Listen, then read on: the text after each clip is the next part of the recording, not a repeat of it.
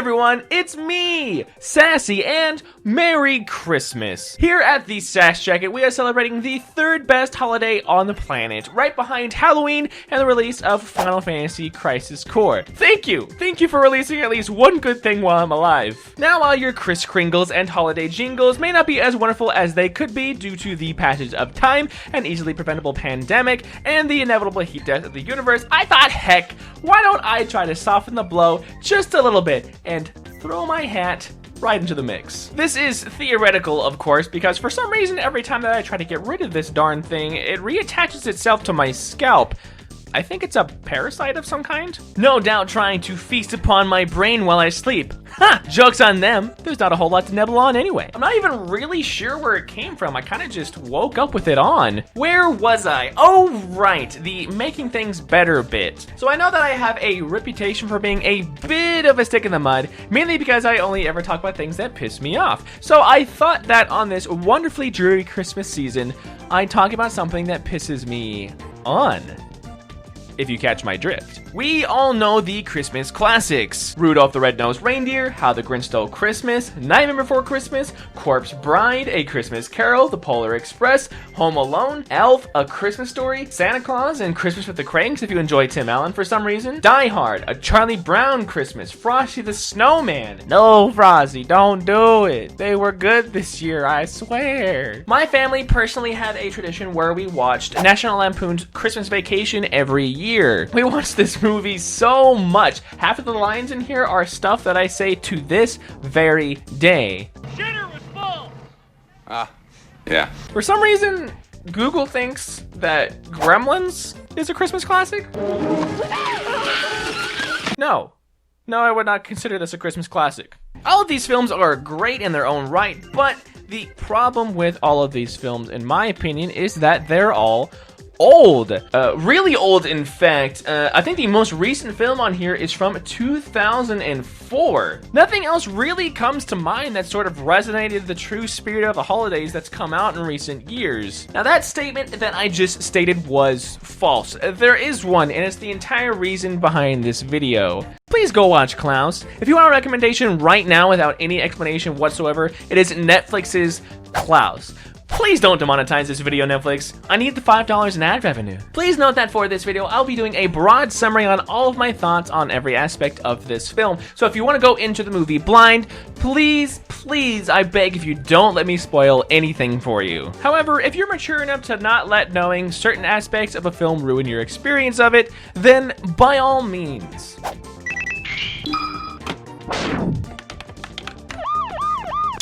Okay. Grab a nice cup of cocoa, crank that heater up just a little bit, and let's all come together to talk about Klaus. Klaus is a movie near and dear to my heart, not only because it's one of the few films that I generally have no actual criticism of due to wonderful storytelling and sick animation, but because it's fantastical in its representation of people as a whole. While on the surface it may seem like your average redemption story with a smidgen of Christmas flair, if you look deeper, there's a multi-layered dialogue on a variety of subjects, including purpose, desire, depression, community, tradition, and despite how corny it sounds, love.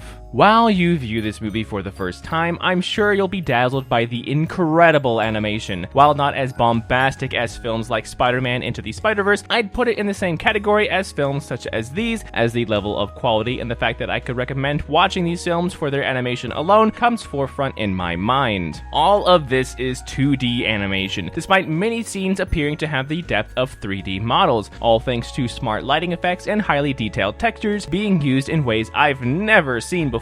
Almost makes me feel like I'm watching the original Star Wars films or The Matrix for the first time due to how advanced the effects are in contrast to its competitors. The soundtrack is something you've probably heard before, but every piece of symphony and orchestra used will have you grinning ear to ear with how it's appropriately used and competently composed. The end credits theme is a bit on the nose with how corny it sounds, but by the time you reach it, I guarantee you'll let it slide due to how positive of an impression the film will leave you with. The voice acting writing is also very on point with an all-star cast including Jason Schwartzman, Rashida Jones, Norm Macdonald, Sam McMurray, Joan Cusack, and J.K. Simmons, all wonderfully and appropriately cast with no cringe dialogue whatsoever. And you guys know how much I hate cringe dialogue, and I'm completely fine with pointing it out if I happen to notice it. It'd be cuter if he exploded at the end. Shut up. The character design is off the charts and filled to the brim with variety and charm. Interestingly, when I was trying to explain some of my favorite characters from this film, I recall despite the fact that the context of the film is that some of these characters were supposed to carry negative traits, I still found the majority of them undeniably adorable. The prankster boatman, the gothic standoffish fellow, and this girl that's constantly shoving carrots into things. They're all meant to convey a sense of grounded reality and a smidgen of animosity, but how they move and speak is just,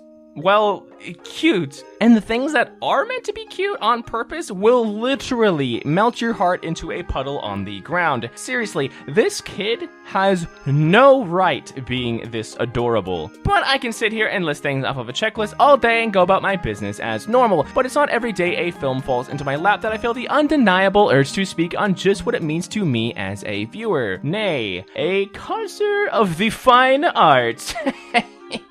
In all seriousness, the characters are what really make this movie a masterpiece. You can have good music, stellar voice acting, and a great art style, and still end up with a plot that is either tired or done poorly. Klaus makes his mark in my mind by having some of the most down-to-earth and mature characters, while still maintaining a level of humor and flow that I really find myself at a loss for a reason to nitpick. Seriously, it's taken me like 2 months to write this script just because it's so out of my natural way to bring it up, since I usually only talk about things that irk me or leave a sour taste in my mouth. So my apologies if this video seems so weird, since I'm genuinely out of my element here. But let's get into the movie and why I think that Klaus is this generation's Christmas classic.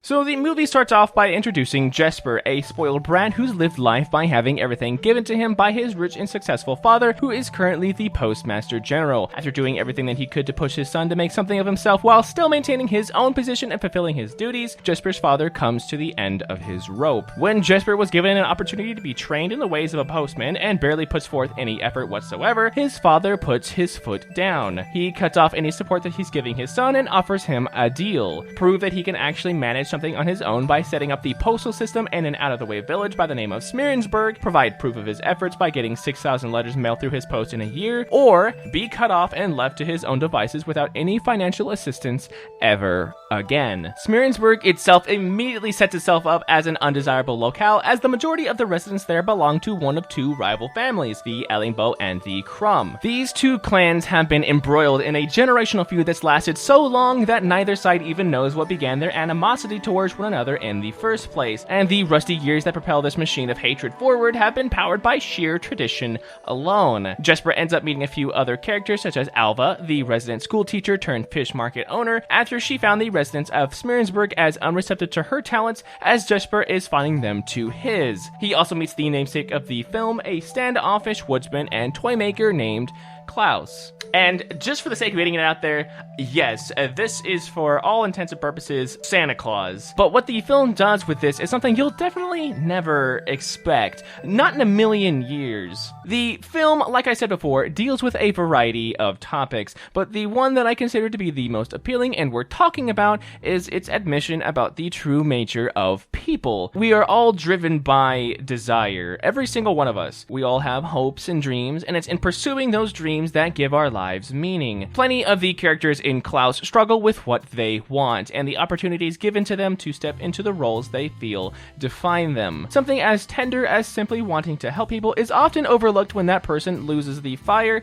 that brought that desire forward to begin with. Personally speaking, creating content on this platform is pretty much the last vestige of hope that I have in doing what I want to do, as Avenue after Avenue has closed itself off to me. So I felt a certain relatability with the struggles to a few of the characters here. Klaus being the prime example, as all that he had ever wanted to do was to start a family with his wife Lydia, only to be left heartbroken and destitute after she passed away from an unknown illness. This of course leaves all of the work that Klaus did to prepare for as big a family as they both wanted, like creating as many toys as could fit on his workshop shelves, a saddening reminder that nothing in life is ever guaranteed. The same could be said of Alva, having come to Smearensburg to fulfill her self-imposed desire to teach people only to to have her dreams and disposition shattered when she found that there was no place for her in the town. Klaus is surprisingly realistic in its approach to reality, as whimsical as the setting is. The movie is pessimistically on point in how your place in the world is often so overlooked until you're in need of some help. Jesper finds himself in need of letters, yet in a town devoid of any use for the postal system, since most residents already know what everyone has to say to each other. That, of course, being a resounding, "I hope you take a long walk off of a short pier."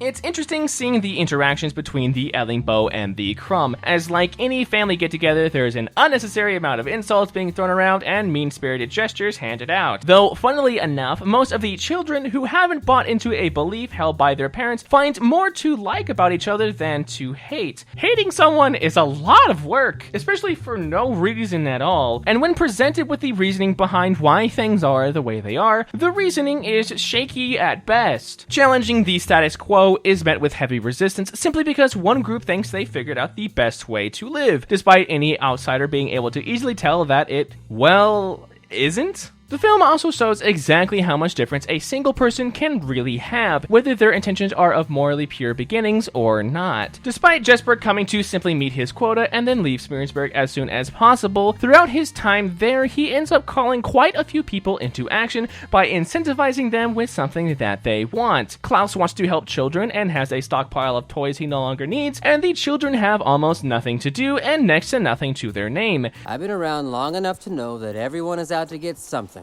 After word begins spreading about kids receiving toys in exchange for letters, the mythos of Klaus begins forming. I've seen a lot of reviews equate this movie to be a Santa origin story, and while I kind of agree, I'd say summing it up as just that is a huge disservice to what the film tries to be. Although, on that note, a lot of the Santa origin stuff is so subtle, you almost don't even notice it until you're watching Jesper and Klaus's carriage lose its wheels and careen through the sky, only to realize, oh my god, that's Santa's sleigh. Also, if you want a fun eggnog drinking game, take a swig every time you notice some Santa lore building. The reason I bring this up is it's in one of the moments where the children of Smearensburg are trying to understand how they're receiving presents that a Santa-esque moment occurs. When Jesper realizes that he is delivering a toy to a boy that earlier made fun of him, instead of going forward with the delivery, he instead places a piece of coal as a form of revenge for the misdeed. When confronted about it, Jesper ends up making up that only good boys and girls get toys. You know, the naughty list.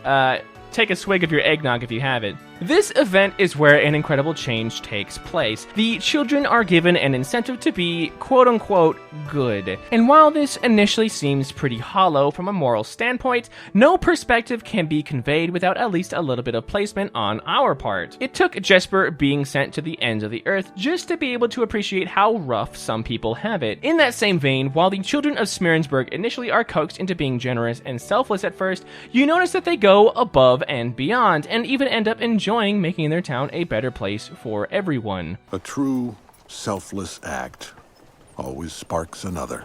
This message sits at the heart of the film. In a perfect world, everything that we do would be reciprocated in kind. But as someone who's been on the receiving end of countless instances of non-reciprocation, it can grate on you after a while. But therein lies the catch-22, where we end up doing the right thing for the wrong reason, and look for someone to award us with a medal for our efforts, which obviously defeats the purpose behind your actions. No, a true selfless act is one where it's you doing what is within your power to help people. You may need to be on the receiving end of one to know what it truly feels like, but once you get the hang of it, it'll come naturally to you. It's not about every door in the world being open to you or having that moment handed to you on a silver platter, but about taking action where action need be taken, even at your expense. I'm of course not demanding every person do this, as I do not have the power, nor should anyone. I'm just saying stuff because I think this film is just so gosh darn inspiring.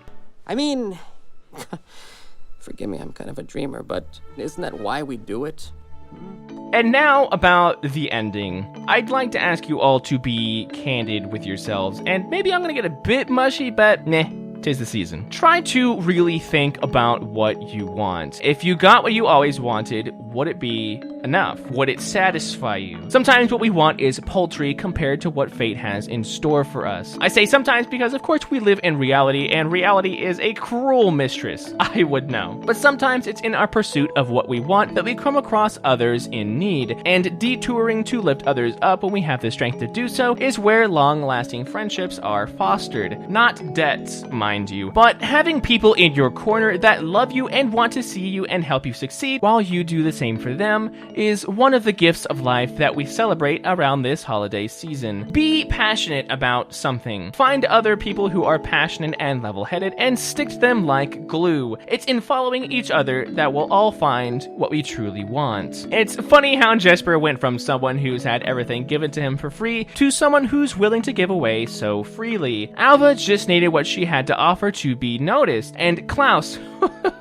Klaus went from wanting as big a family as possible to having the entire world as his children. I straight up can't watch this movie without crying, bro. It's pretty good. For second-time viewers, just rewatch this scene here. If anyone is wondering what selfless act occurred to set off this chain of events, it's this one right here. Not Jesper trying to mail this kid's letter back to him, but from Lydia setting up the situation in the first place. Hello, sir? Can I get my drawing back? The wind blew it away. But with all of that being said, I'm gonna wrap up the video here. I could go on and on all day about this film. I really do love it to pieces. But I've already been behind on getting this video out, and so I don't want to miss the day that this would obviously be the most impactful to upload. Anyway, I hope this video found you well, and I'm just gonna talk about myself for a little bit, so you can click off the video if you don't care. I have a Patreon for those of you who want to support me so I can get videos like this out faster, though money is tight, so I understand if you're hesitant or unable to, believe me, I get it. Just a little thought, and for thinking a little old me, I'm super appreciative. I'm also very active on Twitter if you guys are into random nonsense. I also have a community Discord that you guys can find in the description below, so join that if you enjoy talking to literally no one, because I think the Discord died like a long time ago, but hey, you never know. Like the video if you've gotten this far, and comment down below what you think about what I had to say. If you have any requests for any movies or games that you'd like me to review, hey, comment section is where you would probably put them. Anyway, you guys have a Merry Christmas, and I'll see you later. See you next year.